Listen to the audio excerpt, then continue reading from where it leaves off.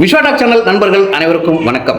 இன்று ஒரு திருக்குறள் நிகழ்ச்சியில் நண்பர்களை சந்திப்பதில் மிக்க மகிழ்ச்சி. நண்பர்களே, இன்றைய திருக்குறள் என்னவென்றால் வெகாமை அதிகாரத்தில் 174வது குறள் இளம் என்று வெக்குதல் செய்யார் புலம் வென்ற புன்மையில் காட்சியவர்.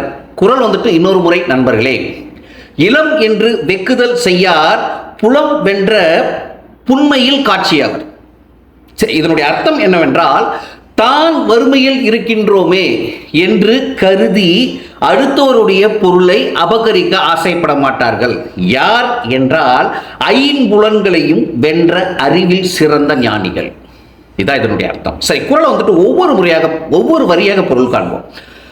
இளம் என்று வெக்குதல், தன்னிடம் இல்லையே என்று வறுமையில் இருந்தாலும், இளம் என்றெல்லாம் இல்லாதவன், வறுமையில் உள்ளவன் வெக்குதல் ஆசைப்பட மாட்டான், செய்ய மாட்டான். எதன்னு கேட்டீங்கன்னா, அடுத்தவருடைய பொருளை அடையுது. அதுதான் ஐம்புலன்களையும் என்றால் நமக்கு தெரியும். ஐம்புலன்கள் எல்லாம் மெய், கண், காது, மூக்கு, செவி, வாய், இதுதான் ஐம்புலன்கள். இந்த ஐம்புலன்களையும் புன்மையில் என்றால் அறிவில் குற்றமற்ற, அதாவது குற்றமற்ற முறையில், அதாவது எப்படி வீணாக அபகரிக்க ஆசைப்படுகிறார்கள். குற்றமற்ற அறிவில் சிறந்தவர்கள். அவர் தான் யாருன்னு சொல்றாங்கன்னா புன்மையில் காட்சியவர், அந்த மாதிரி வாழ்ந்து கொண்டிருக்கின்றவர்கள் அப்படின்னு கூறுகின்றார். சரி, இப்போ உண்மையாவே இதற்கு எடுத்துக்காட்ட நம்ம யாரை நினைச்சுக்கலாம்னு சொன்னீங்கன்னா, எவ்வளவு தனக்கு அதிகாரங்கள் இருந்த பொழுதும் எளிமையில் இறந்த திரு நல்லக்கண்ணு ஐயா அவர்கள். இப்போ சமீபத்தில் இறந்தார் இல்லைங்களா, மார்க்சிஸ்ட் கம்யூனிஸ்ட் கட்சியினுடைய கம்யூனிஸ்ட் தலைவர் அவர் தான். அவர் சின்ன வயதில் முதலே கம்யூனிஸ்ட் மீது பற்று கொண்டவர். ரைட். அவர் 1925 இறந்தார். ஏறக்குரிய 100 ஆண்டுகள் வாழ்ந்தார்.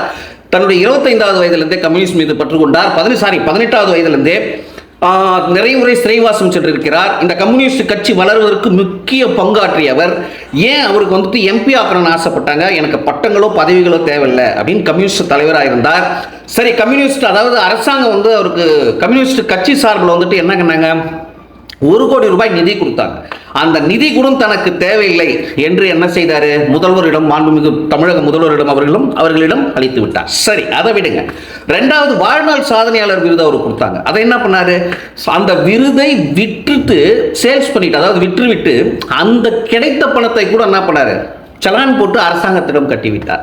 இந்த அளவு நல்ல, அதாவது இன்று அரசியலுக்கு வந்தால் பணம் சம்பாதிக்கலாம், அதாவது அடுத்தவர்களுடைய பணத்தை, மக்கள் பணத்தை சம்பாதிக்கலாம், திருடலாம் என்று நினைக்கின்ற அனைத்து அரசியல் தலைவர்களின் மத்தியில் ஒரு சேற்றில் பூத்த செந்தாமரை போன்றவர் தான் திரு நல்லக்கண்ணையா அவர்கள். அதாவது எளிமையின் உதாரணம், அரசியலின் உதாரணம். அந்த மாதிரி உள்ள மனிதர்கள் அதான் இவர் நம்ம, அதாவது எப்படி இது நம்மளுடைய காரணமே என்ன, தனக்கு எவ்வளோ பட்டங்கள் பதவிகள் அவர் நினைச்சிருந்தா வாங்கியிருக்கலாம், ஆனால் தேவையில்லை, தன்னுடைய கொள்கை நல்லா இருக்கணும், நம்ம உண்மையாகவே அரசியல் என்பது மக்களுக்காக செய்வதற்காக வந்தோம் என்று கடைசி வரியில் வாழ்ந்தார். இதான், அதாவது தான் வறுமையில் இருந்தாலும் அடுத்தவருடைய பொருள் மேலே ஆசைப்படலை.